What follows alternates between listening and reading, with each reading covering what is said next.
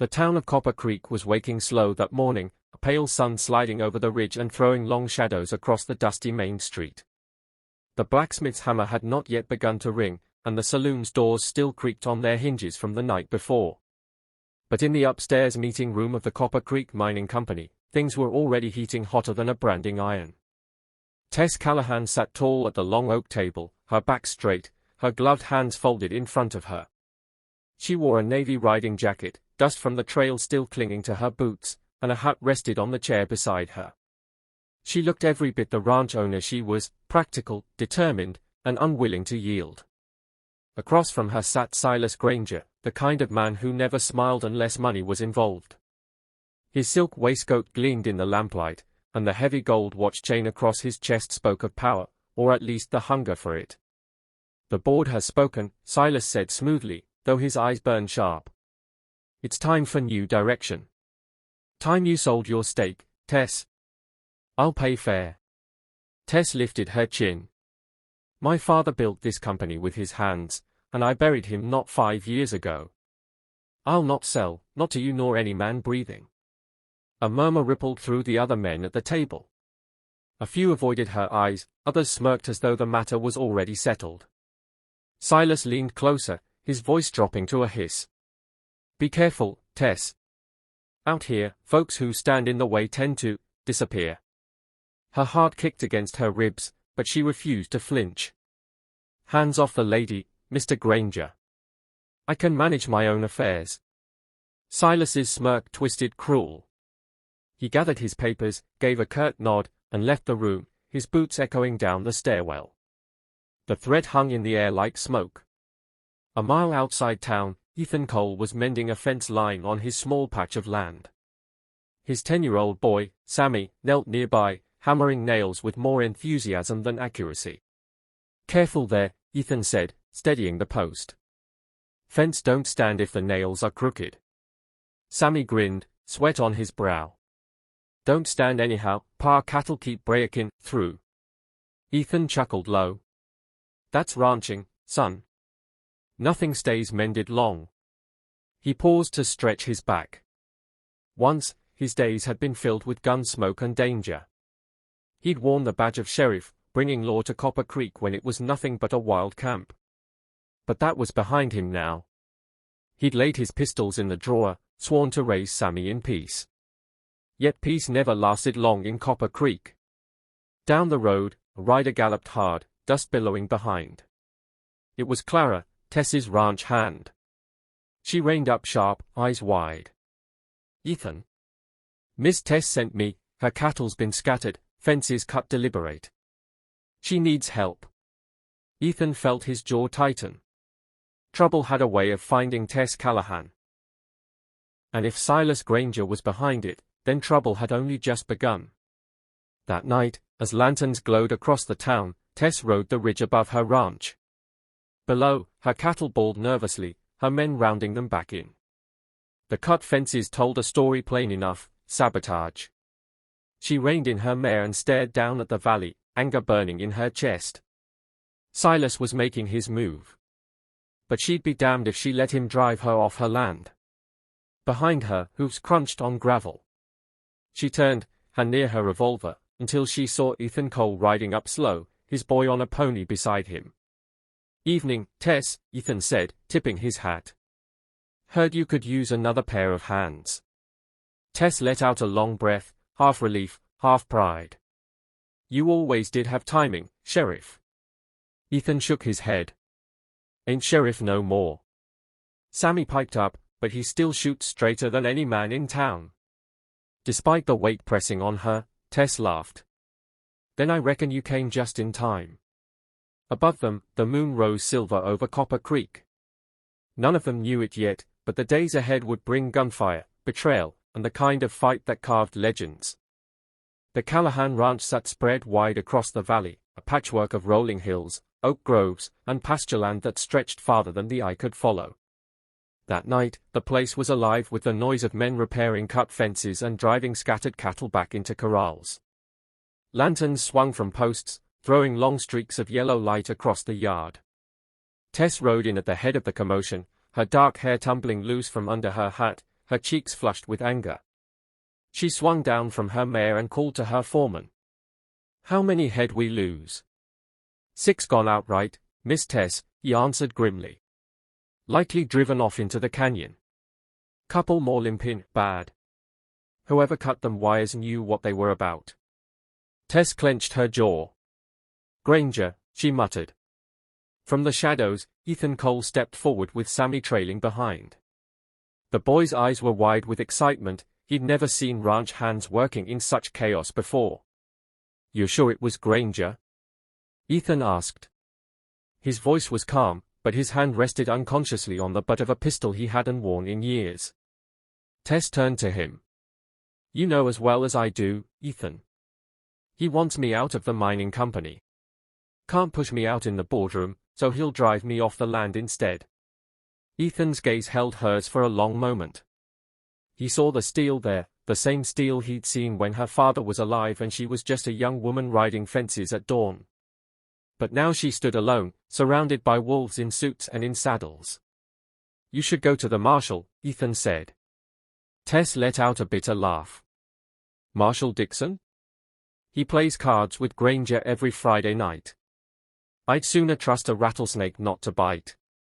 Sammy tugged at his father's sleeve. "Pa, we gotta help her. We can't just let folks do this."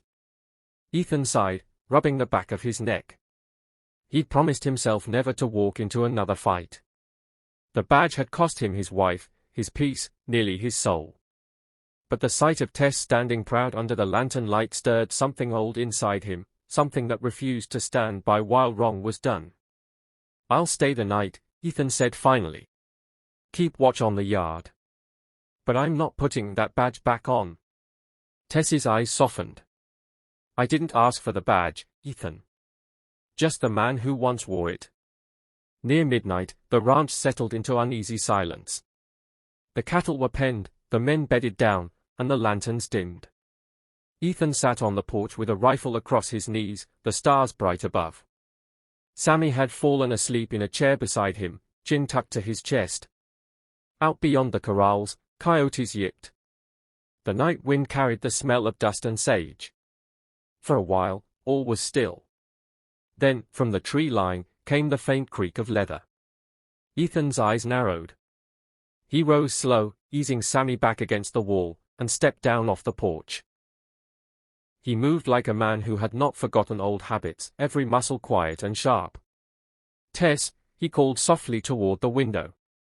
She appeared an instant later, revolver in hand, eyes scanning the dark. Movement flickered at the edge of the corral, 3 figures, crouched low, slipping toward the barn. Ethan raised the rifle. "Hold," he barked, voice cutting like a whip. The intruders froze, shadows caught in the moonlight. Then one fired a shot and the yard exploded in noise. Ethan's rifle cracked, dropping the man who'd fired. Tess's revolver flared from the porch, driving the other 2 back toward the trees. The ranch hands tumbled from the bunkhouse, guns in fists, shouts ringing through the night. When the smoke cleared, one outlaw lay bleeding in the dust, groaning, his face twisted with pain. Tess strode forward, revolver steady. "Who sent you?" The man spat blood and laughed weakly. "Lady, you don't last long poking around where you ain't wanted." Ethan knelt, pressing the barrel of his rifle against the man's collarbone. His voice was low, dangerous.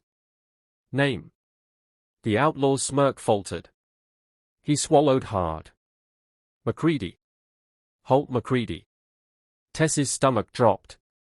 She knew the name. Holt McCready wasn't just a hired gun, he was a vulture, a man who'd worked jobs for every mining syndicate from Dodge to Denver. If he was in Copper Creek, then Silas Granger had declared war. Ethan rose, jaw tight. "Then it's begun." Tess holstered her pistol, the weight of the moment pressing down on her. Trouble was no longer circling, it was at her door. And with Ethan back in the fight, there was no turning back for either of them. Morning sun spilled across Copper Creek's main street, catching the dust that rose with every wagon wheel and horse's hoof. The saloon piano tinkled a lazy tune, and merchants opened shutters, setting out their goods.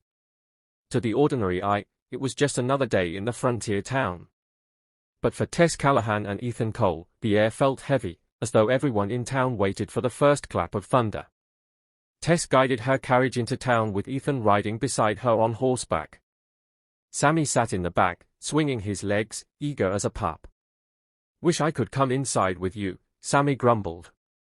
Ethan gave him a look. "Boardrooms ain't no place for a boy. You'll stay with the horses." Tess smiled faintly. "He's more useful than half the men sitting around that table, Ethan." Sammy puffed up proudly until Ethan shook his head. "Don't let her feed your ego, son."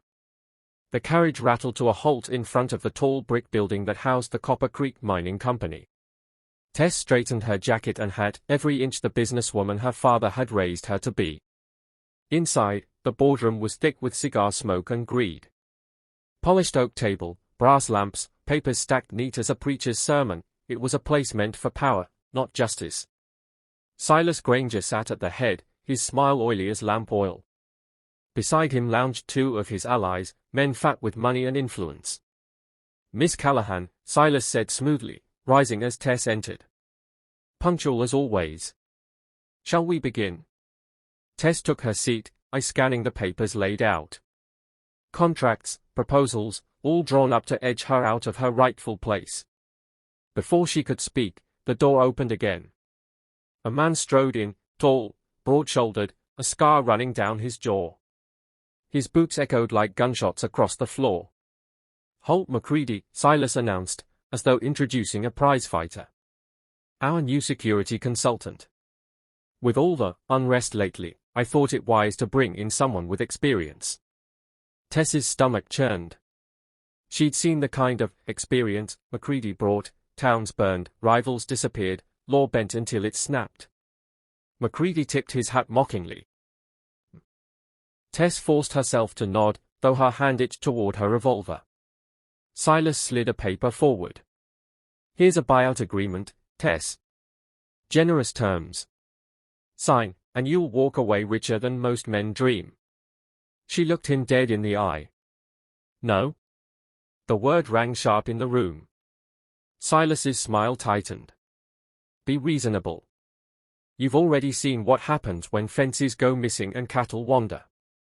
Accidents happen out here. I'd hate to see more." Tess pushed the paper back across the table. "And I'd hate to see you try." The board murmured nervously. McCready's eyes narrowed, studying her like a wolf studies prey. Outside, Ethan leaned against a post, arms crossed, watching the door. He'd insisted on waiting in the hall, close enough to step in if things soured. Sammy sat nearby on a bench, swinging his legs, whispering conspiratorially. "Pa, you think Mr. Granger's behind them fellas who came last night?" Ethan didn't answer. He kept his gaze on the closed door, listening to the muffled voices inside. But his jaw tightened. He knew the answer already. When the meeting broke at last, Tess swept out, chin high, ignoring Silas's smirk. Ethan fell in step beside her. "Well," he asked quietly. "They want me gone. And now McCready's working for them." Ethan's eyes darkened. "Then it ain't just cattle rustling. It's war." Sammy's eyes widened. "Pa, does that mean shootouts? Like in the dime novels?" Ethan gave him a look so sharp it could have cut wood. "It means danger, son. Don't glamorize it." But Tess, despite the weight pressing on her, smiled faintly at Sammy. Sometimes standing your ground is the only story worth telling. That evening, Ethan rode the perimeter of Tess's ranch. The air smelled of pine and dust, the sky bruised purple with sunset. He stopped at the ridge overlooking Copper Creek. Down below, lights twinkled in the mining office, long past the hour they should have dimmed. Men were moving in and out, shadows slipping like foxes. Ethan raised his field glass. He caught sight of McCready, loading rifles into a wagon with two rough-looking riders. His gut twisted cold. This wasn't just intimidation anymore. It was preparation. And whatever Silas planned next, Tess would be the first target. The next day dawned hot and brittle, the kind of heat that made dust hang heavy and tempers short. Tess rode the north pasture with Ethan and Sammy, her eyes scanning the horizon. The fences patched from the night raid still held, but her knees settled in her gut like a stone. Sammy trotted alongside on his pony, chattering. "Pa, when I grow up, I'm gonna ride like Miss Tess, fast and straight, never scared." Ethan chuckled. "Riding ain't about speed, son. It's about sense." Tess smiled faintly, though her eyes never stopped sweeping the hills. "Sometimes it's about both." They crested a ridge, and froze. Below, smoke curled from the far line of the pasture. Cattle bawled wild, a black column of beasts stampeding through a broken fence. Men on horseback rode hard behind them, whooping, driving them into chaos. "Rustlers!" Ethan barked. Before Tess could answer, a rifle cracked. A bullet whined past her shoulder and splintered the fence post beside Ethan. "Down!" Ethan shoved Sammy behind cover and swung his rifle off his saddle. The rustlers wheeled, firing from the saddle. Ethan's gun barked twice, and one rider tumbled into the dust. Tess drew her revolver, steady despite her racing pulse, and fired at another, grazing his arm. The stampede thundered across the valley, earth shaking under hooves. If they didn't turn the herd, half the stock would be lost. "Tess, you take the flank," Ethan shouted over the roar. "I'll cut them off." Tess spurred her mare hard, racing down the slope. Dust blinded her, horns flashing past, but she leaned low, firing into the air to turn the herd. Slowly, painfully, the cattle veered back toward the valley floor. On the ridge, Sammy scrambled for rocks to hide behind, heart pounding. Then he spotted movement, a rider hanging back, not chasing cattle but watching with cold calculation. Holt McCready. Sammy ducked, but not before McCready's eyes met his. A cruel smile tugged the outlaw's mouth, and he lifted 2 fingers in a mock salute before wheeling his horse and vanishing into the hills. Sammy's breath caught. He'd seen enough to know McCready wasn't just after cattle. He was after Tess. By the time the herd was settled, sweat soaked Tess's shirt and dust caked her face. She rode back to where Ethan stood, rifle barrel smoking. "We lost near 20 head," she said grimly. They knew exactly where to hit. Ethan nodded, wiping grit from his brow. "And they'll be back." This wasn't about cattle, it was about pressure. Break you piece by piece until you give. Sammy rode up fast, face pale. "Pa, I saw him. The man from last night, the one they said, McCready. He was watching us from the ridge." Ethan stiffened. Tess's hand tightened on her reins. "That settles it," Ethan muttered. "He's not just muscle. He's leading this." Tess's gaze hardened. "Then he'll find I don't scare easy." Ethan looked at her, admiration warring with concern. "Tess, this isn't a brawl in the street. McCready plays long and dirty. He'll use fear, use the town, maybe even use the law. You need allies." She squared her shoulders. "I have one." His eyes met hers, steady and reluctant. "You do. But it means I'm in this fight now, whether I want it or not." Sammy piped up, fierce for his years. "Then I'm in too." Ethan turned on him sharp. "No? This ain't for boys." But Tess laid a gentle hand on Sammy's arm. "Sometimes, Ethan, boys grow faster when the world gives them no choice." He's already seen more than most men twice his age. For a moment, silence hung between them, broken only by the distant bawling of cattle. Then Ethan holstered his rifle. "Fine. But from here on out, we plan careful. No more waiting for McCready to make the first move." Tess nodded, fire in her eyes. "Then let's take this war to the boardroom where it started." That night, in the lamplit quiet of her ranch house, Tess spread papers across the table, contracts, deeds, company bylaws. Ethan leaned over her shoulder, reading slow but steady. Sammy dozed by the fire, one hand still curled around a wooden toy horse. "They are trying to force me out with forged votes," Tess explained. "If they claim I sold my shares, or wasn't present for a meeting, they can take everything." Ethan rubbed his jaw. "So we need proof." Catch 'em dirty, catch 'em red-handed. Tess looked up at him, exhaustion shadowing her face but determination burning brighter still. Ethan, if I lose this company, I lose my ranch, my land, everything my family built. He met her gaze, steady as stone. Then we don't let that happen.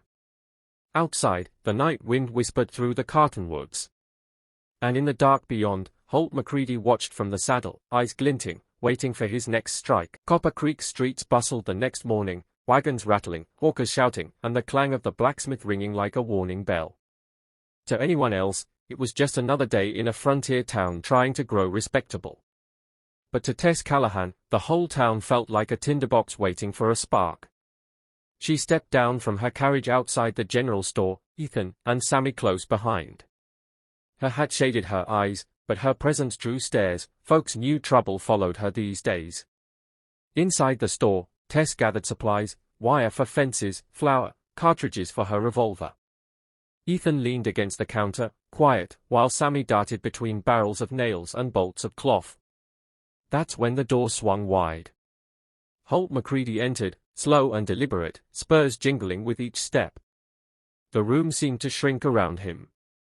He tipped his hat mockingly toward Tess. "Morning, Miss Callahan." "Sheriff." His grin widened. "Oh, pardon, ex-sheriff." Ethan's hand twitched near his holster, but he held still. "What do you want, McCready?" McCready plucked a cigar from his pocket, rolling it between his fingers. "Just thought I'd extend a friendly invitation. Mr. Granger's hosting a special meeting tonight. He's eager to settle matters." Tess's eyes narrowed. "By settle, you mean steal?" McCready chuckled low, lighting his cigar. The smoke curled thick, bitter. "Call it what you will. But if you know what's good for you, lady, you'll sign the papers and save yourself a world of hurt." Ethan stepped forward, voice like iron. "Hands off the lady, McCready. She's not yours to threaten." The outlaw's smile vanished. For a long beat, silence reigned, broken only by Sammy's sharp intake of breath. McCready leaned close, smoke curling from his lips. "You're out of your depth, Cole. You've got a boy to raise, not a badge to hide behind. Walk away while you can." Ethan didn't move, didn't blink. "Try me." The moment stretched taut as a drawn bowstring. Then McCready flicked ash on the floor and turned, striding out the door. Back at the ranch, Tess slammed the supplies onto the table, anger shaking her hands. "He means to break me tonight, Ethan. That meeting's a setup." Ethan paced the room, jaw tight. "Then we don't walk in blind. We use it." Sammy, perched on a chair, leaned forward eagerly. "You mean, a trap?"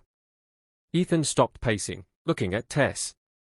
"If we can get proof, signed documents, witnesses, we can turn this whole scheme back on him. But it'll mean walking into the lion's den." Tess folded her arms. "I've been in worse places." He gave her a look. "Not with McCready waiting." She met his gaze, fierce. "Then I won't go alone." For a moment, neither spoke. The fire popped in the hearth, Sammy's eyes wide between them. At last Ethan nodded. "All right. We walk in together. But if anything smells wrong, you let me handle it." Tess's lips quirked faintly. "Handle it? I thought you weren't sheriff anymore." Ethan's hand brushed the revolver at his side. "Maybe not. But some habits die hard." That evening, the Copper Creek Mining Company offices glowed with lamplight, men's voices rising behind shuttered windows. Tess and Ethan approached through the back alley, Sammy reluctantly left with Clara, Tess's ranch hand, under strict orders to stay put. Inside, the boardroom hummed with tension. Silas Granger sat at the head of the table, McCready lounging at his side like a guard dog. "Tess," Silas purred, standing as she entered. "Ethan. Glad you could join us." Tess strode forward, head high. "You said this was about business, Silas. Let's hear it." Silas spread his hands, a show of civility. "Simple. Sign over your shares. In return, you walk away wealthy, unharmed. And if I don't? Tess asked, voice cold. Silas's smile sharpened. Then you won't walk away at all. At his signal, two rough men stepped from the shadows, rifles in hand. Ethan's gun cleared leather in a flash, his voice thunderous. Don't move. The room froze.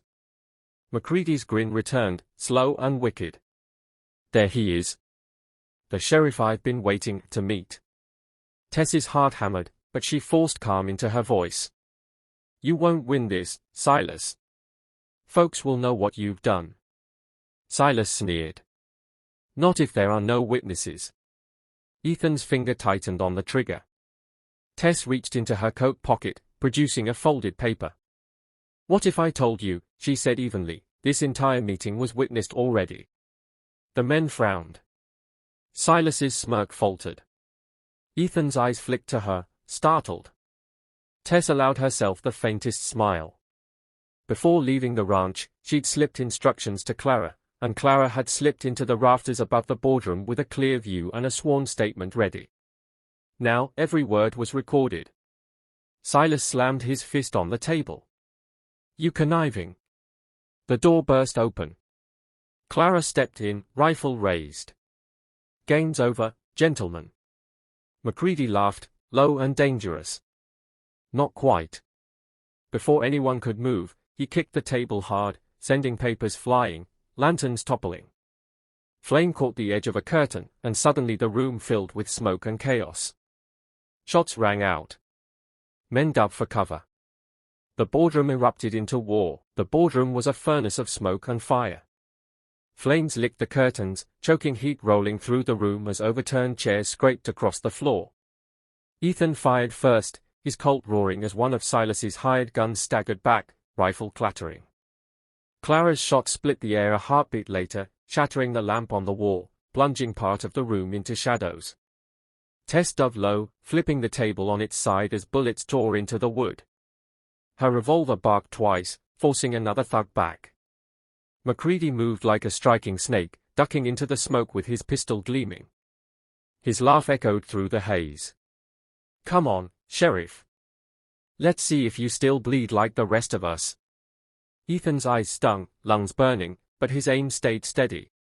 He fired toward the sound, wood splintering inches from MacReady's hat brim.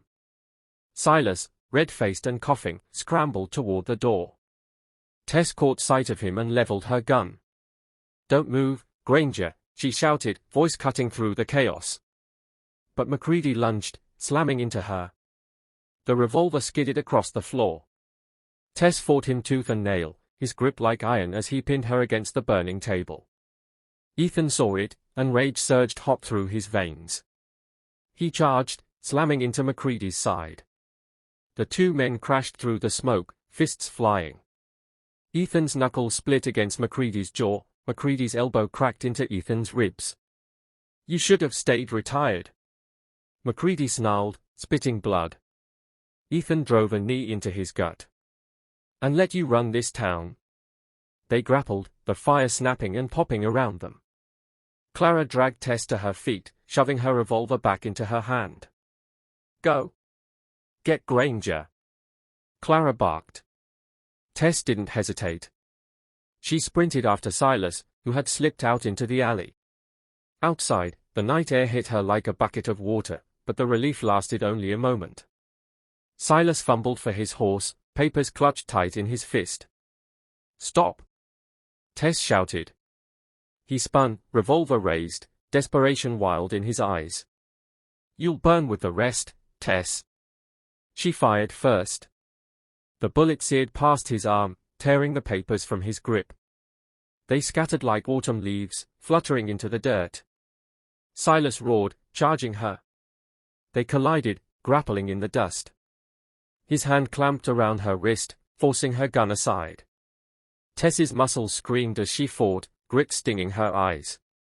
You'll never hold Copper Creek, he spat, shoving her back against the water trough. But Tess, teeth clenched, drove her knee upward hard. Silas howled, stumbling. She ripped free and swung the revolver, slamming the barrel across his jaw. He collapsed, groaning, blood darkening his collar. Tess stood over him, chest heaving. "It's over, Silas." Back inside, Ethan and MacReady's brawl had carried them through broken furniture, smoke choking every breath.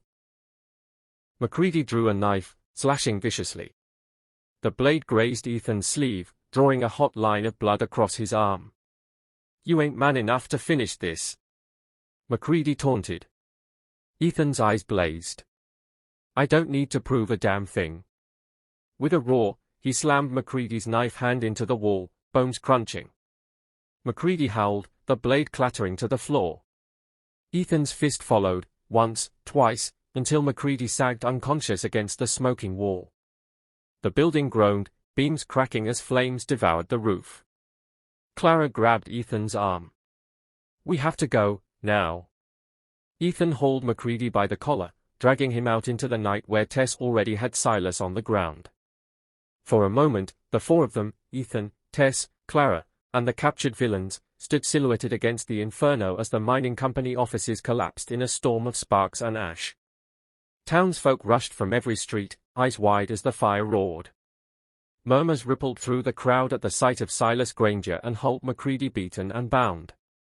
Ethan raised his voice, carrying across the square. "These men tried to steal this town and burn their way to power. Not anymore." Gasps, shouts, and cheers rose in waves. For the first time in weeks, Tess saw hope flicker in her neighbor's eyes. But as the fire died to embers and the townsfolk dispersed, Ethan's gaze lingered on the horizon. He knew men like MacReady didn't work alone. And somewhere beyond the hills, someone bigger was waiting for news. The dawn after the fire broke soft and golden, smoke still curling from the ruins of the Copper Creek Mining Company office. The town smelled of charred timber, but for the first time in months, it also smelled of freedom. Tess stood near the wreckage, her skirt dusted with soot, watching workers haul water buckets and rebuild. Her ranch hands mingled with townsfolk, hammering boards, clearing debris. She caught herself smiling. It had been a long time since Copper Creek pulled together. Beside her, Ethan adjusted the bandage on his arm. Clara had stitched the wound, grumbling that he'd been too reckless. Sammy clung to his father's side, wide-eyed at the blackened ruins. "Is it really over?" the boy asked. Ethan rested a hand on his shoulder. "Not quite. But the worst of it is..." Tess glanced at him. "MacReady and Granger won't trouble us for a while. But you're right, there's someone behind them. Someone who thought Copper Creek was ripe for the taking." Ethan nodded grimly. "And men like that don't take kindly to failure." Later that day, the townsfolk gathered in the square. Silas Granger and Holt MacReady, bruised and shackled, stood before them. Clara read aloud the sworn statement Tess had arranged, every detail of the ambush laid bare. Murmurs spread, anger, relief, and resolve mixing like storm clouds.